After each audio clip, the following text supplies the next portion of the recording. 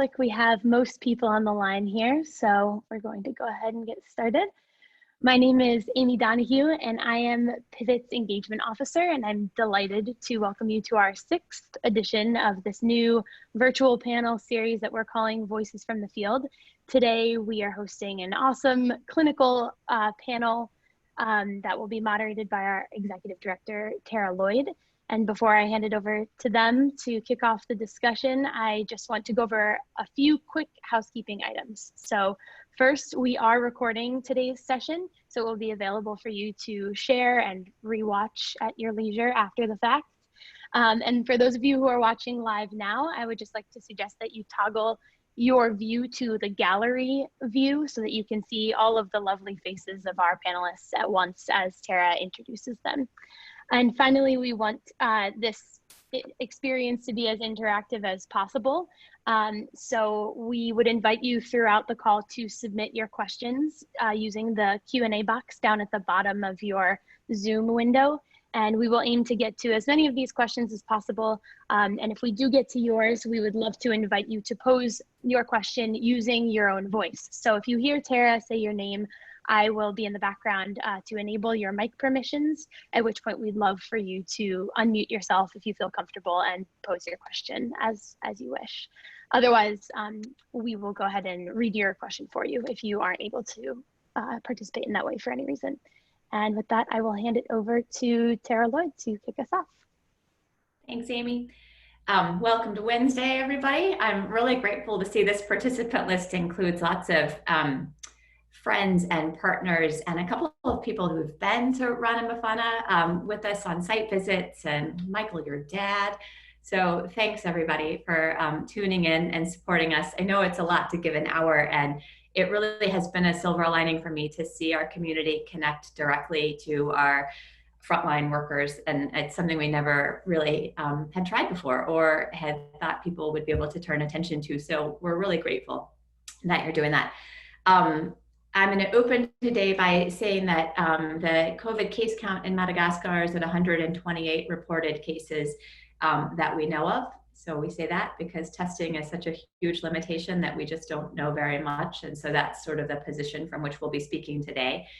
And of course, in the US, the number of cases has crested 1 million, which is sort of unimaginable. So I think the unique contribution of the discussion today will be in hearing from people who have committed their lives to this kind of work, who have seen pandemics before and who've really shown up to fight them, and to have you listen to Michael and Alishya and Jessie reflect on how they're thinking COVID and 1 million cases in the US and the number of cases that we've hit worldwide, how that really will shape our global future going forward. So I know a lot of people are joining today because that particularly is what's on your mind every day now, and the chance to hear from people who gave their lives to this work long ago is a real opportunity. So let me see, what else do I want to say? We were sort of laughing as we were preparing today, saying we can say we've worked across 40 years and 30 countries and 15 epidemics. Shall we also say the number of times we were infected ourselves with malaria and TB and dengue? And we thought, well, sure, like maybe these stories will get really personal, and that'll be what's fun. Maybe you want to hear about the times we've been hospitalized in our own country sites, and maybe you don't. So you can give me the cut if that's enough on the personal front. But I think that's what makes it so real. But bear in mind, we do have parents listening, and maybe Michael hasn't reported everything he's been infected with at the Christmas dinner table every year, so I don't want to overstep.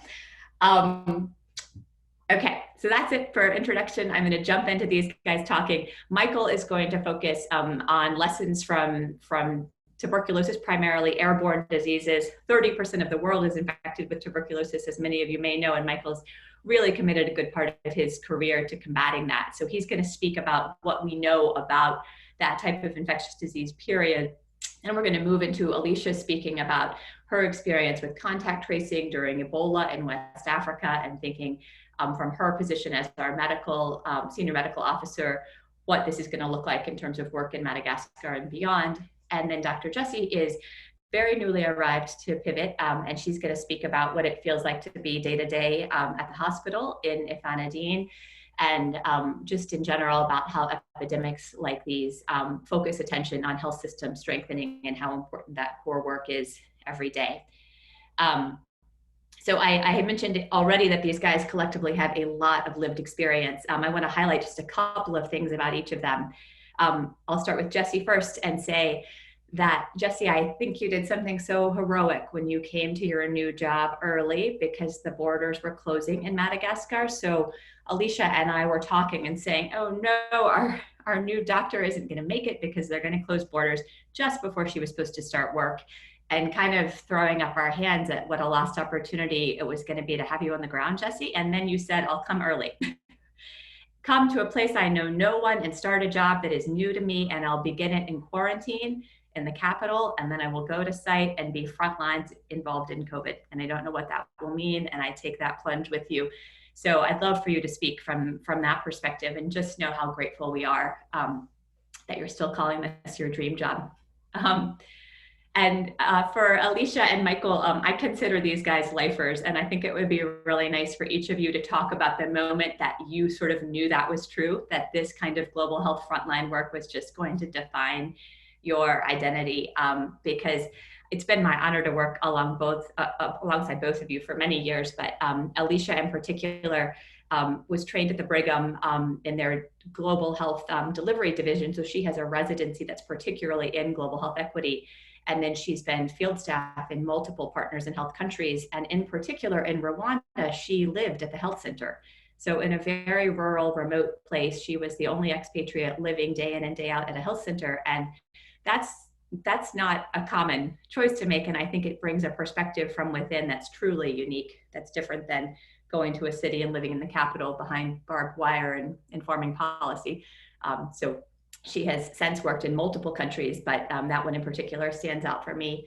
And then with Michael, starts with Peace Corps and MSF in early days, and then so many PIH countries he couldn't quite count. We had to discuss how long you had to stay in each one for it to count as lived experience. So we settled on 10, but really it's more like 50, I think, depending on our case definition.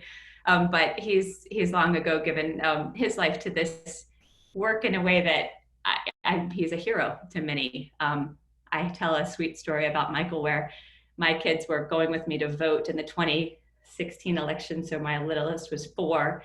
And we looked at the ballot and he said, I think I'll vote for Dr. Michael. Is he on it for president?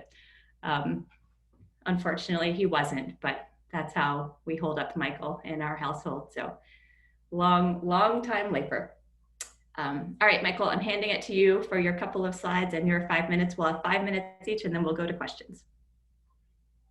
Great. Thank you, Tara, for that introduction, and a big welcome to everyone. It's really nice to have so many people on the call, and it's really nice to share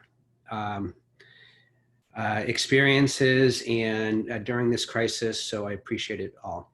I'm gonna, haven't really prepared like when I decided to go into global health or what motivated me to do that. I'll say that I'm still kind of deciding whether to live the life of a simple carpenter or global health, and I'm still in that process still. So I'm going to talk a little bit about tuberculosis and how it relates to COVID disease, and a little bit about you know, the aspects of prevention around epidemics and what we can do. I think I'll start by saying that it's kind of a surreal experience having a pandemic in the United States for people like us, because we basically see this type of pandemic all the time in the countries where we work.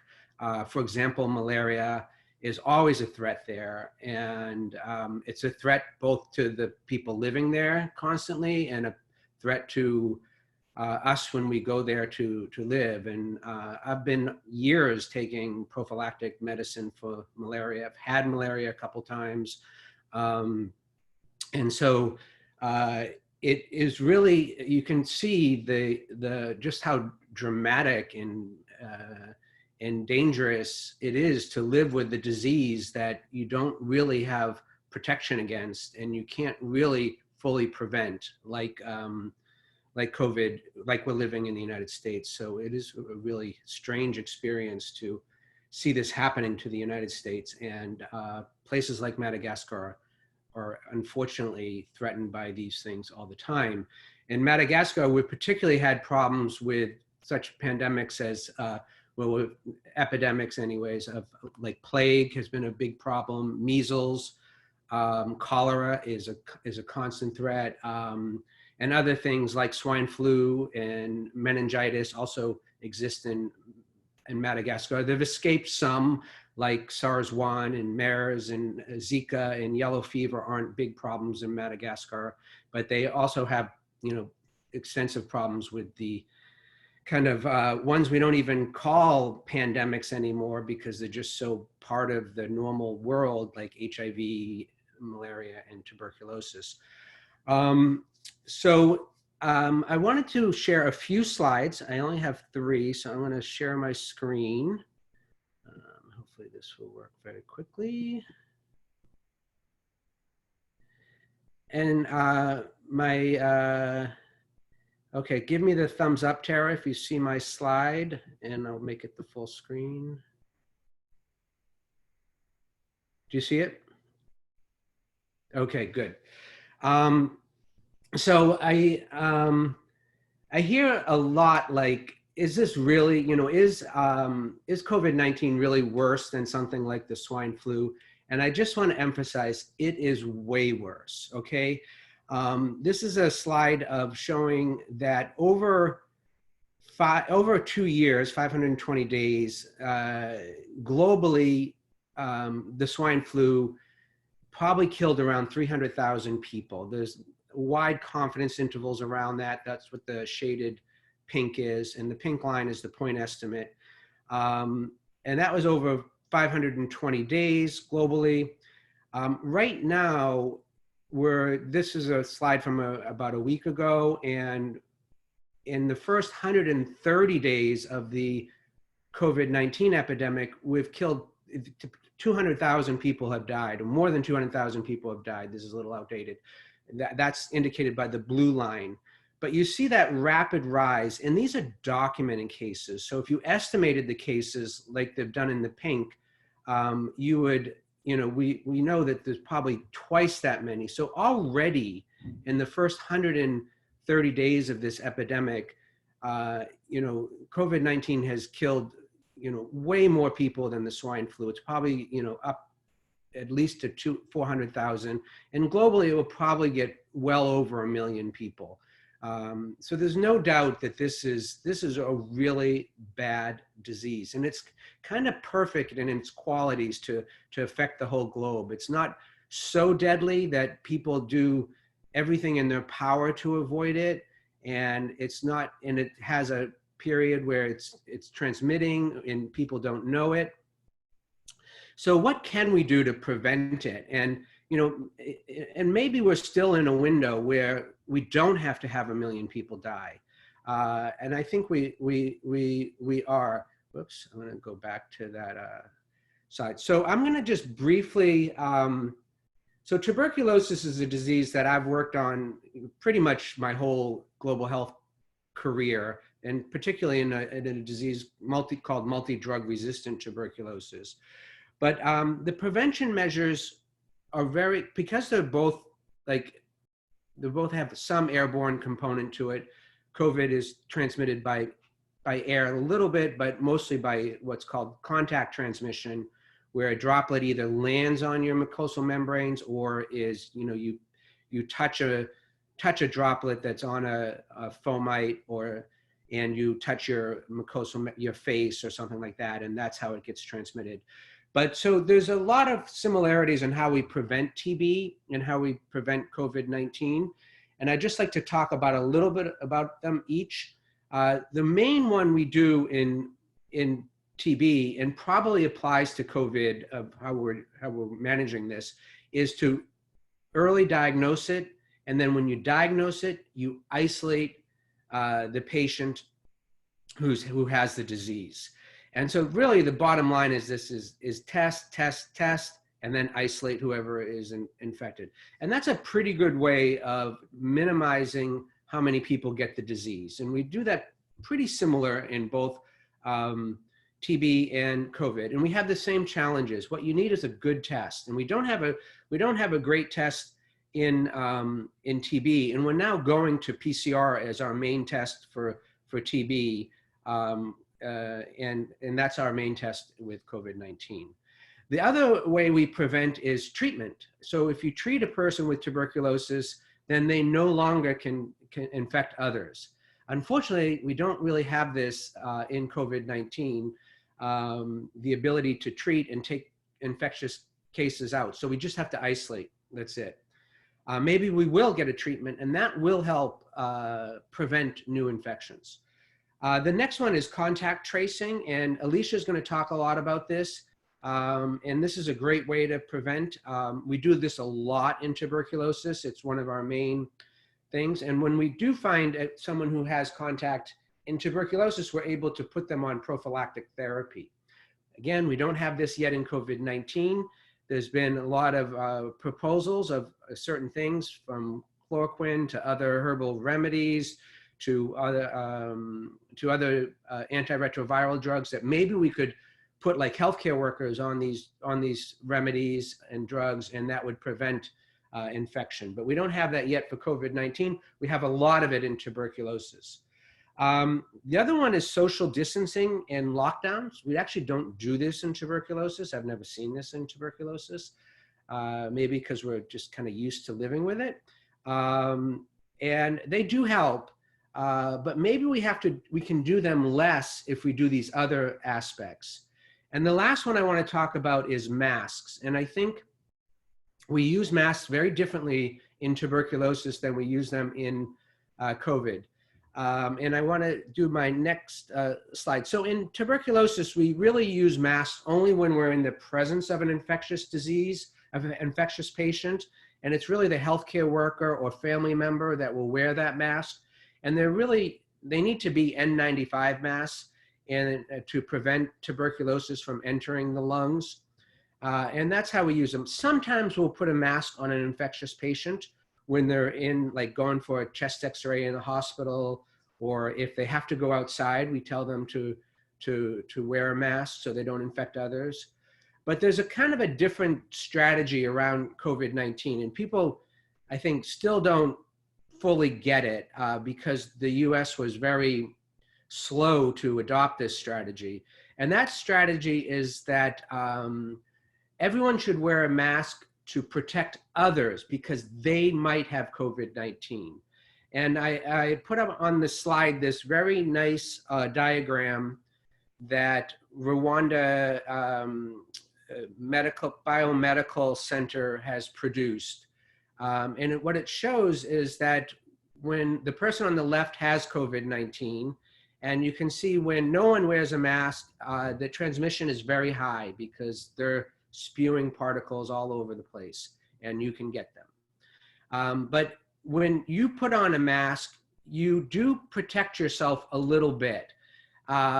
People say the protection isn't great, but there is some evidence that that even a cloth mask does protect you a little bit. And then when the person who has COVID-19 puts on the mask, that protects you fairly well.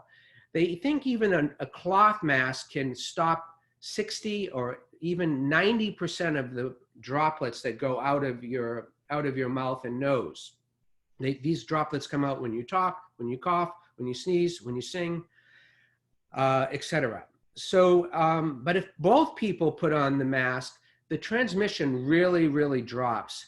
And this is a little diagram for those who like graphs and things like this. But it shows that if you on the left axis is the adherence to using masks in public, and this model shows that if you get 60% of the people to wear masks, and then the mask blocks about 60% of the droplets, you can get the what they call the R0, or the transmission rate, to less than 1. That means that one case of COVID will produce less than one other case of COVID.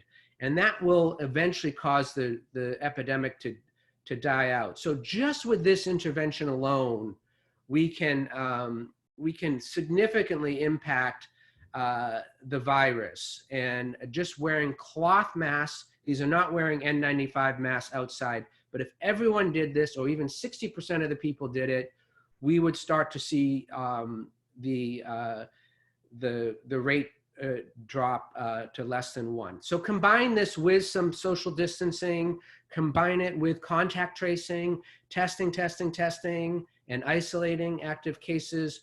We can have a dramatic, even in the United States, and hopefully in Madagascar and other places, a dramatic drop in cases. The one thing about this is you can really do it anywhere. And this is just a quick diagram of, you can go to maskforall.com and see how you can take a t-shirt and make a nice mask, and you insert this paper towel inside the t-shirt, and that even causes better absorption of all the viral particles and things like that. And here, and Madagascar is doing this. I want to let everyone know that they have a very strict mask policy, which is really wise of them. Everyone has to wear a mask. They are giving people fines and even punishing people by making them sweep the street if they don't wear a mask. There's a picture of a guy selling masks. We're not really promoting harsh penalties if people don't wear a mask, but really trying to, create a sense of community by everyone wearing a mask. Then they know they're doing their part in preventing this disease, and they may be saving a life by wearing a mask. It may not be their own life, but it may well be someone else's life. So let me see if I can stop sharing. So I'm gonna sweat. I'm sure I took more than 5 minutes, and I greatly apologize, and I'm gonna turn it over to Alishya. Thank you, Michael. Yes, we are guilty of time optimism at Pivot. Me too. But I think it's still worth Alishya and Jessie taking their turn before we go to questions. I see the questions coming in, and many of them are being answered in the way you all are presenting your kind of opening thoughts. So let's give the 5 minutes to Alishya next. Thanks, Tara, and thanks everyone who joined today. I guess Tara wants us to briefly just touch on how we got into this line of work. And for me, it's sort of a long story, but I had some health problems, and I was in and out of the hospital for a while. And during that time, decided to change careers and go into medicine. And while I was applying to medical school, my dad gave me a book called Mountains Beyond Mountains, which I'm guessing many of you have read. If you haven't, I highly recommend it. That really changed my life. I said, this is what I want to do with my life. I basically, from then on, harassed Partners in Health until they let me work for them, which took a while. I got rejected first. And then Michael was my first boss when I was at PIH, and we worked together there in Rwanda for a couple of years. And that definitely solidified that plan. So I guess I have Michael to blame for my career ending up as it has with this kind of crazy lifestyle. So picking up where Michael left off about COVID-19 and kind of what other epidemics have to bear on COVID-19 and what we're experiencing now, I think, one of the biggest challenges about COVID-19 is that it's a new disease. And so we're learning about it and how it operates and how we can respond to it effectively while we're in the midst of responding to it. And that's an unusual scenario compared to many of the things that we deal with regularly that Michael talked about, like tuberculosis, malaria, et cetera, that have been around for a long time, and we understand well, and we know how to identify them, how to prevent them, and how to treat them. But the good thing is that there is a lot of knowledge out there that we can build on from other epidemics. And Michael discussed TB. I'm going to talk a little bit about Ebola. I think the biggest lesson in my mind from the Ebola outbreak in 2014 to 2016 in West Africa was really that only strong and resilient healthcare systems can effectively handle large infectious epidemics. And, so during that time, we saw countries like Nigeria, when they had cases of Ebola, they were able to isolate those cases, do rapid contact tracing, which I'll talk a little bit more about, and shut those epidemics down really quickly. And then other countries that had weaker healthcare systems going into it, places like Guinea, Sierra Leone, Liberia, really struggled for a long time. And the disease got out of control before they were able to get assistance to address it. And I think Jessie's going to talk a little bit more about sort of our overall health system strengthening approach. But as anyone who's familiar with PEVIT knows, that's sort of the foundation of the work we do, because that helps us address routine care, as well as helps us when there are new outbreaks such as this, or outbreaks of measles or plague, whatever it may be, we can step in rapidly, working with the government as partners to help address that effectively. And we're able to do so because we already have stronger supply chain systems, information systems, medications available, and trained staff, and ways of adapting those staff to new situations. And on that note, I would say the other thing that was really highlighted for me by Ebola is how key operations are to this whole process. I think a lot of attention gets put on doctors and nurses and their response. And obviously that's key, but doctors and nurses really can't do anything if they don't have the medications, they don't have the equipment, they don't have the appropriate space to take care of patients. And these things rapidly get really complicated. We've seen that already in the United States, but then it can be so much more complicated in a place like Madagascar. So I'll just give you a couple examples. So one example is we can build field hospitals out of, plastic tarps, make tents. You have to be very careful about how you set up ventilation in those field hospitals. You also have to take into account, well, a tent isn't enough. If it's the rainy season, suddenly you're in a soupy, muddy mess and you can't take care of patients when it's like that. So, then do you pour a concrete slab for those tents? It goes much beyond that. It's quite complicated, but if you're not kind of thinking about those things from previous epidemics, you end up being in the midst of trying to treat patients and finding yourself in those situations, and it becomes very hard to do your job if you are a doctor or a nurse or a lab tech, et cetera. And another specific example is we've heard a lot about personal protective equipment and how important it is to have it on hand. And what we take for granted is once we get it on hand in places like the United States or Western Europe, it's quite easy to utilize. But what we found during Ebola was that it's incredibly hot in West Africa. The PPE, depending on what type of PPE you're using, it can be quite thick plastic, almost like Tyvek material. That's not necessarily what we're using with COVID, which is lucky. But what we found was you would go into an Ebola treatment unit, you would be suited up in multiple layers of plastic, and instantaneously you were dripping with sweat. And that meant it was really hard to concentrate. That meant when you were trying to draw a patient's blood, you couldn't see half the time because you'd be sweating so much, your goggles would fog up, you'd have a pool of sweat around your eyes, and you couldn't do your job because you just couldn't see. Plus, people felt like they were going to pass out all the time. So they had to come up with very sophisticated systems around, okay, people can only be in for 30 minutes at a time or 60 minutes at a time in an Ebola treatment unit. They have to have a buddy so that they feel like if they're going to pass out, they can let someone know and that person can help them out. And then the most dangerous time is people feel like they're protected with the PPE, which they are, but when they take it off, they can very easily infect themselves as they take that PPE off. And often by the time you're taking it off, you're already tired, you're hot, you want to get out of it, and so you're kind of in a rush, you're not being careful. And so training is super important. I don't want to talk too much about that. The last thing I want to touch on is contact tracing. So what is it? I think most people are familiar with it by now, but if you're not, the basic idea is if I get infected with COVID-19, we want to track down anyone that I've had close contact with in the few days prior to symptoms, and then until my diagnosis was made.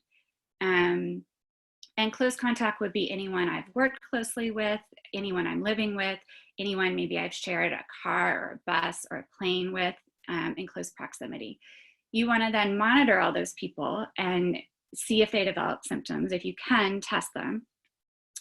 And this is relatively complex to do in a developed setting, but you can call the person on a daily basis and just check in with them by phone. They can be monitoring their own temperature. They can call their doctor if they have symptoms. There are local and state public health databases that people can use. And all of these things make it more easy to manage contact tracing in a developed world setting. When you go to Madagascar, you have people living extremely remotely. They don't have phones. They don't have access to ambulances necessarily. They're far from a road. They're far from a healthcare facility. And so contact tracing, in most cases, will be done by community health workers or other public health officials, but they'll have to physically go in person, or we'll have to have those people in some sort of isolation unit. And then how do you protect those contact tracers since they have to go in person? Are they wearing PPE? Are they keeping a safe distance from those people?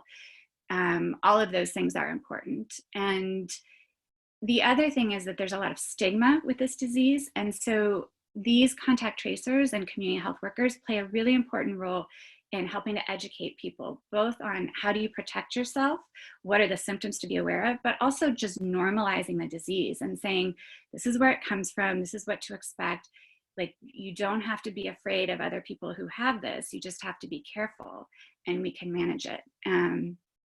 As well as sort of encouraging public health measures like masks and hand hygiene and things like that. So I'll stop there and turn it over to Jessie, who's going to talk a little bit more about how we work with the government to design safe and effective systems and kind of her role and what it was like coming in during this really crazy time to start with Pivot.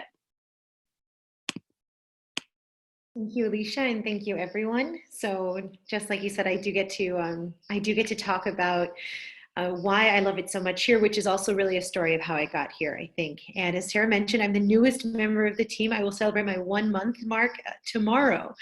That's pretty exciting. So again, my story of how I got into this career is very much why I love it so much here. So just like Alishya, I'm one of that wave of people who went to medical school after reading Mountains Beyond Mountains going, wow, this is a really new vision of what healthcare should look like. This is something that I want to be a part of as a doctor. And in fact, among my global health projects, I was lucky to work with PIH, both in Chiapas, Mexico and in Nano, Malawi. And it was in Nano that this job kind of fell in my lap. I wasn't planning on looking for a job until after my global health fellowship had finished. But because of the close personal and philosophical ties between PIH and Pivot, I found out about this job offering.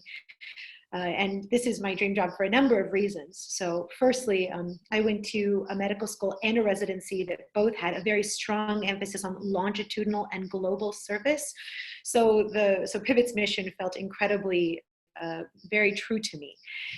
Secondly, I went to medical school in Cuba, more specifically, which has an incredibly extensive and well-developed public healthcare system. So this ultimate goal of having universal healthcare was a project I was super excited to potentially be a part of. Thirdly, my residency is pretty unique among family medicine residency programs because it emphasizes really rigorous training in inpatient medicine, obstetrics, and surgery. And so obviously I was excited to find a job that would allow me to utilize and also hone my skills in these areas after working so hard to attain them. And then finally, before I switched over to medicine, I did my bachelor's in sustainable development. So the idea of living in a rainforest was pretty appealing. Then, of course, COVID happened. So a week before I was due to leave, I got a call saying, "Can you leave tomorrow? The borders are about to close." I said, sure. So I whipped around Maputo, Mozambique. I picked up this bridesmaid's dress that I'd had ordered for my sister's wedding. I picked up some pants. I picked up toner for the printer and hopped on a plane that afternoon. you know, everyone from Pivot and I, we talked really, really at length about how we could best, you know, quarantine, self-isolate me, just really make sure that even though the chance of me having COVID was incredibly small, that there was just no break in my containment. So I got driven from the airport to the nearest guest house to the airport in the back of a truck. You know, I wasn't allowed to breathe on anyone.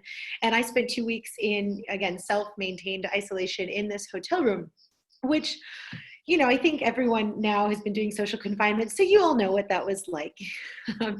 In the meantime, I've been, you know, I got to do all my induction. I got to meet everyone kind of through Zoom, through Slack, through all these kind of online platforms that we're all becoming much more fluent in. So it was a very, you know, hectic but exciting onboarding process. And, you know, everyone was just about as cool as anyone can be in these new and changing circumstances. And finally, you know, finally the day came. Madagascar started out by testing all of the people who had arrived from the outside in the last 2 weeks before they closed down the border. So that was me. I arrived the day before the borders closed. So I lined up in this long parking lot. They took my temperature. We washed our hands. 50 of us got into this huge testing room all together. And they would say, okay, testing at 2:15. Everyone got their fingers pricked at the same time. And they took our tests. And then, you know, 15 minutes later, they gave us the results. And that was a document that allowed me to leave Tana and actually go to Havana. And it allowed me and my driver to cross through 7 sanitary barriers, or, you know, the health stops in between Tana and Ranamafana. And anyone who's been to Ranamafana will know how excited I was. I mean, one, the drive down there is gorgeous, especially that last bit when you just kind of curve around the mountain and the valley just kind of spreads before you, and then you plunge into this river valley and you're just surrounded by rainforest. I mean, it's so beautiful. So that was, you know, that was just a high. And now I'm here. I am the only one living in the guest house except for a mouse that has crawled under my couch. If you see my eyes darting over there, that's why. And so I'm alone in this, you know, 6-bedroom house because we don't really have any guests right now. So every morning I do the 25-kilometer commute to Ifanadine, which is where the hospital is. I work with 9 other doctors, 2 of whom work for Pivot and the rest of whom work for the Ministry of Health. So we all round together. So in the morning we talk over difficult cases that we've had either admitted overnight or ones that we're just not sure about their management. Then we all round on the patients. We have a medicine, pediatric, infectious disease, surgery, obstetric, and malnutrition ward. So we round on all the patients. Then it's almost always lunchtime. And then the rest of the afternoon, someone is in the emergency department, someone is rounding, someone is operating. And then my title is the hospital care mentor. So my job is to identify areas where, you know, we can strengthen our hospital care and work on that. So most of the time what I've been doing up until now in terms of my orientation is just really understanding the system as much as possible. And then next week, actually that's not true, tomorrow is our first actual training session. So we've just developed this new convulsion protocol because we have a lot of, especially pediatric patients coming in with severe malaria. And we found that our status epilepticus protocol is not up to snuff. And we've just had a lot of difficulty controlling some of the convulsions we've seen come in. So that was our first order of business. And yeah, so that's how the day-to-day has been here. Just fantastic. But let me talk just a little bit about how COVID has affected us. So as a couple people have mentioned, we don't have a large COVID burden right now. We only have 120 something cases. That with the huge caveat, of course, that we don't have a large number of tests. We've only tested 3,000 people. That's compared to, I think, 500,000 people that we've tested in the States. So it's a relatively small number of tests. It's good targeted testing. Like I mentioned before, they tested all the people who came in from abroad first and then kind of went outwards from there. So it's been very intelligently organized testing, but it is still a relatively low number. So 120 cases, but we don't know if that's the full extent of the disease. Regardless, we haven't seen any cases of COVID at the hospital, not even any suspected cases. All of our respiratory cases are clearly tuberculosis and one very obvious pneumonia. Again, not the kind of classic bilateral interstitial pneumonia that you could see in COVID, a very classic lobar pneumonia. So again, just no suspected cases of COVID thus far. Unfortunately, what we have seen is a drop off in the number of people coming to the hospital. And I know that a lot of emergency physicians from America have been saying that, yeah, you know, we're seeing all these COVID cases, but we're not seeing any heart attacks anymore. And certainly if we thought that everyone had just all of a sudden gotten better since COVID started, that wouldn't be concerning. But what we're very worried about is, given all the barriers to healthcare, that people are just staying home, either because they can't make it, because of social confinement, or because they're scared to come to the hospital. They're actually scared that they'll get COVID at the hospital. So that's been something that we're really working on, is just trying to get our numbers back, just trying to, trying to keep up our treatment of people for all the diseases that we normally have at baseline, including tuberculosis, including malaria, including HIV. So really trying to get people to come to the hospital despite the COVID pandemic, which has been a challenge. And then the other thing, I think the way in which COVID has been very influential in our work in the last month, but I have been talking to people, I promise, is that we are doing all this planning for the COVID pandemic, but we're also doing all this planning with the thought of how will our response to the COVID pandemic influence our work in the future. For example, we have an infectious disease ward that we've now closed off because we're reserving it for potential COVID cases. Our tuberculosis cases are now in their own separate room, but in the actual medicine ward. So in addition to this infectious diseases building, we're actually building a temporary structure. And initially we were going to build it out of wood, but we've recently made the decision to use a canvas tent because that will be reusable. It's something we can actually use in the future, whereas a wooden building, we would build it and demolish it at pretty large cost to the hospital and for not much longitudinal use.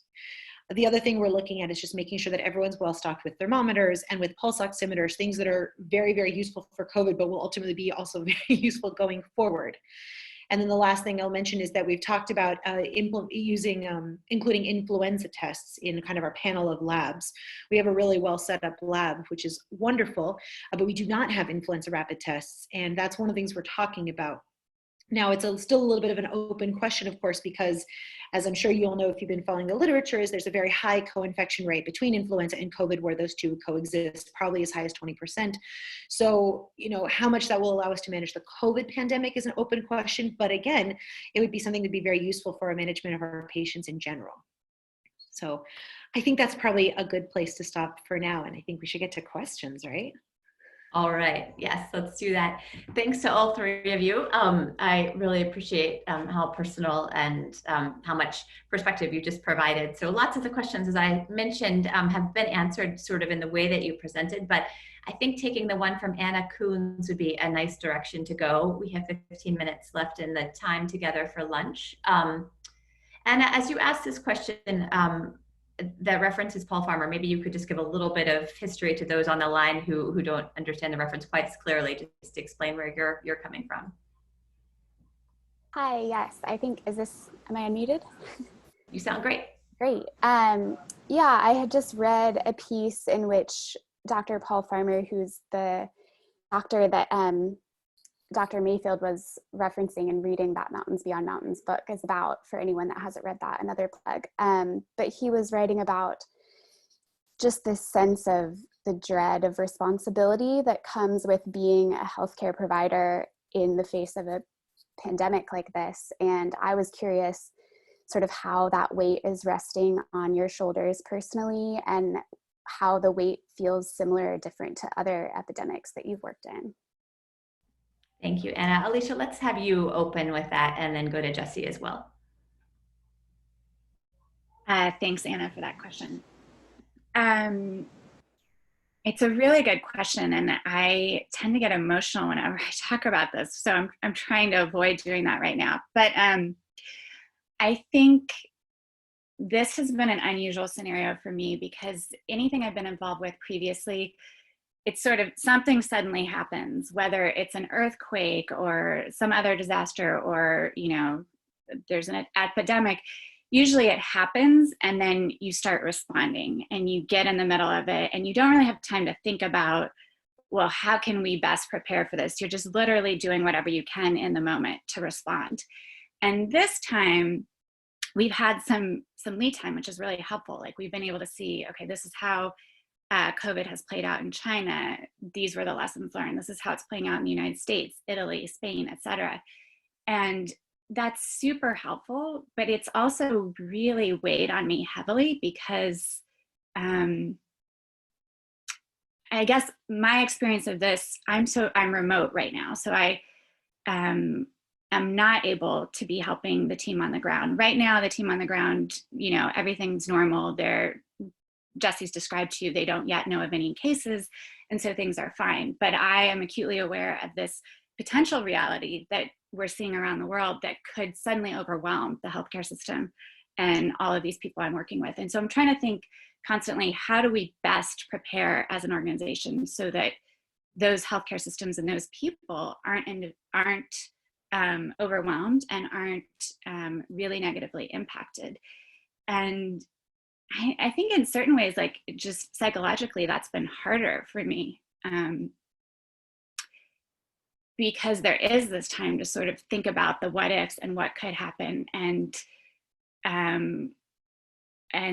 really how we can save lives in advance, which is a great luxury to have. So I guess I'll stop there. Thank you. Alishya, just to build on what you said, I agree that we've had this lead time, which has been very, very helpful. You know, you and Michael immediately got to work with these protocols that we're just now, you know, it's such a huge project. We're just now being able to implement these protocols and get them translated into French and distributed to everyone. That's been a huge project, and thank goodness we had that lead time.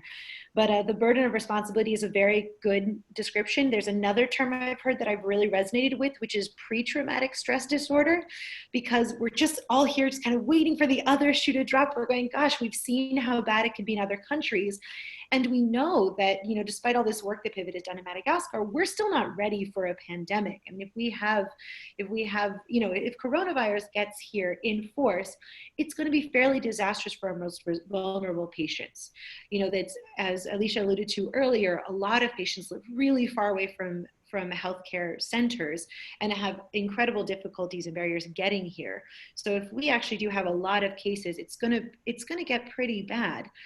Having said that, like we said, there aren't any cases yet. So we're going, oh, okay, we're preparing as best we can. We're doing as much as we can. We know how bad it could get, but right now it's not so bad. So we'll just kind of do our best to prepare. And I think that goes back to what we were saying about strengthening the healthcare system is really one of the things that we can most do, or a lot of what we're doing is carrying on our normal programs so that because that's all part of just building a stronger healthcare system that will hopefully be better prepared to respond to a pandemic if and when it arrives. Thank you, Jessie. Alishya, let's go back to you just for a little perspective from Ebola in terms of lives lost, not of Ebola, but from Ebola, or the prepositions the other way around, you know, the lack of being able to have safe deliveries and normal vaccine campaigns during that setting, and how worried you are about that right now with COVID and our work. Yeah, I mean, it's a good question. I think, you know, the bulk of the focus tends to be on the disease itself and its impact, and certainly it's huge. COVID-19 is causing very significant mortality and a lot of morbidity. But then there are all the people who have other, you know, regular problems, or I wouldn't consider pregnancy a problem necessarily. But during pregnancy, it's not uncommon for women to have issues like bleeding or infections or other things that need to be tended to, as well as just kind of needing services for routine deliveries. And that was a huge problem with what happened during Ebola, is that people couldn't often access routine services. And so we saw a lot of children die unnecessarily from malaria, diarrheal illnesses, simple pneumonia. We saw a lot of pregnant women who had simple complications get turned away from healthcare facilities. And so they ended up dying, or their newborn infants ended up dying unnecessarily. And so that's something we're thinking a lot about. Like, how do you set up systems so that those people can still get needed care, but then the people who maybe have kind of some lower level things can stay at home during this period of time where it might be more dangerous for them to come to the facility, but they're still getting appropriate care. I'll just add that an example of this was in Liberia when Ebola hit. Before Ebola, the tuberculosis program was treating about 20,000 people a year, pretty good success rate, around 80% success rate. When Ebola hit, that dropped out to less than 2,000 people a year they were treating. And of that, the cure rate was about 50%. And so I do fear that COVID-19 is going to potentially really have its greatest impact when these programs fall apart, like tuberculosis. That translated into that the program went from curing about 80% of their patients to curing and treating about, successfully 5%, so.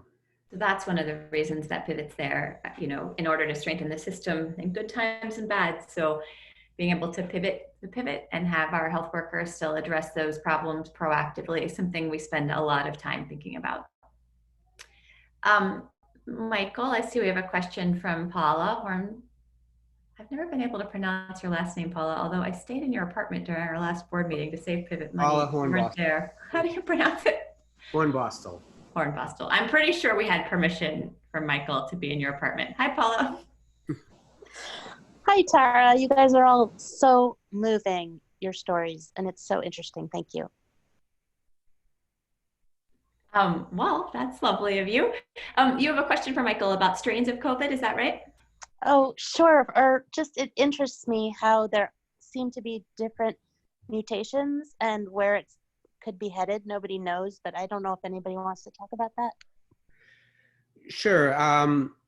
The strains are, they can mutate in a number of ways. A lot of times in things like tuberculosis and other things, the main mutations are focused around the drugs, because the drugs put pressure on the bug, and they end up becoming resistant to those bugs. So those are some of the big issues that we deal with. But they also can mutate to become more virulent, more deadly, more transmissible. We haven't seen big evidence. We haven't seen, it's still early, but we haven't seen a lot of significant mutations in strains. There's some theories that in some areas like Italy, maybe they are dealing with a more resistant strain than we are. And that might account for some of the death, but it may be many other factors that are accounting for higher death rates. But it's something we have to deal with all pandemics and all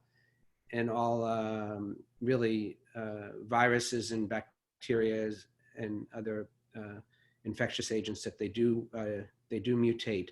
But we know very little yet of how this virus is going to do that. And I'm sure when treatments do arrive, there will be strains that become resistant to those treatments. Thank you. Thanks, Paula. Nice to see you on the call. Thank you, Michael. All right, I think we have time for one more question. And while any of our doctors could answer it, I'm going to give it back to Jessie in reference to the fact that you're sitting there at 8 p.m. I can hear the insects outside, life in the rainforest, and you're our truest voice from the field this moment in time. So Kate, if I could let your microphone open, you've got a question about responses to other outbreaks. Jessie has some lived experience with that. Unfortunately, we don't have Kate on the call. Oh, she's dropped. Okay, I'm going to tell you all a story about Kate, who was a college student who helped start a CrowdRise campaign for us to raise money to renovate a health center a couple of years ago in Madagascar, and got her community really, really connected to the work. We have a number of young people like that have taken Pivot on as a cause that speaks deeply to them. And so I was looking forward to hearing Kate's voice. But her question for you, Jessie, is what differences have you seen in the response to this outbreak versus others that you've worked to manage? Oh, well, I would love to talk about that, and I will try to keep it brief because this was 6 years of my life. I could talk about it for a long time. In Cuba, the medical students are part of the first line response to the dengue epidemic, which is a very, very chronic, it's almost an endemic, really. It's just kind of always there. And the huge difference, I think, between Cuba and pretty much, I mean, in many, many countries in the world, especially most third world countries, is that Cuba has this very strong public healthcare system, and it has the second largest number of doctors per capita after Italy. Now, of course, those are pre-COVID numbers. I don't know what the numbers are now, but needless to say, they have an enormous number of doctors and a very strong public healthcare system. So in response to the dengue epidemic, the medical students would go around to every single house I was in Havana, but there were medical schools in every single province in Cuba. medical students went around to every single house looking for fever and any symptoms of dengue. Anyone who had a fever and who had any risk factor for dengue, which was pretty much everyone because mosquitoes were ubiquitous, was got a blood test, and if their platelets were low, then they were hospitalized with strong suspicion of dengue. An IgG was taken, and that was used for epidemiological data because, of course, the results came back too late to actually drive your clinical management. And what that means is that in addition to kind of the less medical interventions, which is to say emptying water pots and trying to spray as many pesticides into calm pools of water to bring down mosquito numbers. So those two things together have allowed Cuba, a tropical country that is very poor, to really keep dengue at as low a level as pretty much anyone thought was possible. To about as low as the Panama Canal levels of yellow fever were after all the public health interventions. So I would say that my experience in Cuba with the dengue epidemic is very, very different to what it looks like in Madagascar, because here we do not have that infiltration into the population of the healthcare system yet. That's what we're working on. We've got a lot of community agents who are going into communities and fulfilling kind of, I would say, paramedical roles. So they're not doctors, they're not nurses, but they are able to do health screening, and they're even able to do some health testing. And that is kind of helping us fill in the gaps of, I would say, a much lower number of medical workers per capita in the country. So let's say two very different responses. Great. Well, I'd like to close out today by going around the panelists once more for just a final thought that you'd like to offer to the group that's joined us. We've had about 50 people on the line with 3 minutes to go. Let's just popcorn style so you don't think about what you're going to say while other people are talking. Just what feels real for you in these moments of Wednesday afternoon? Well, I'm the eternal optimist, so I really do think we can fight this and we can have success. So I just wish everyone to be part of it in your own way, and stay safe out there. Thanks, Michael. I'm just thinking about how we can have more Jessies supporting our Malagasy staff in the field. I'm thinking you're awfully nice. I'm hoping that if the fear that comes from this pandemic helps us in any way develop our public health, develop our healthcare systems, that'll be a heck of a silver lining to this pretty big cloud. Thanks, guys. So thanks everybody for joining. I had to keep myself on mute for a lot of the time because my children are singing right outside the door, even though I have a big sign that says, "Don't come in here until 1 o'clock."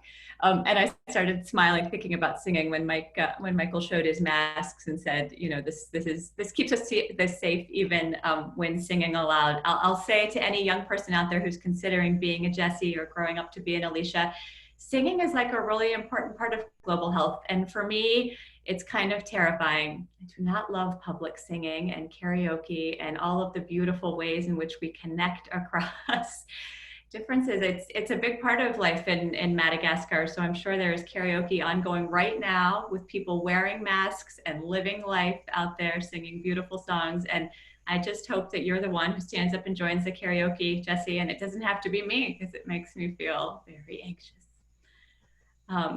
All right. Thank you very much for lunch, everybody, and for joining us. Next week, we're going to focus on Mother's Day. So a call to all mothers to join us, and your kids are welcome. We're going to talk about doing this work as mothers and have our physician, Dr. Luba, who's a mother and leads our primary care, as our chief panelist. So see you then.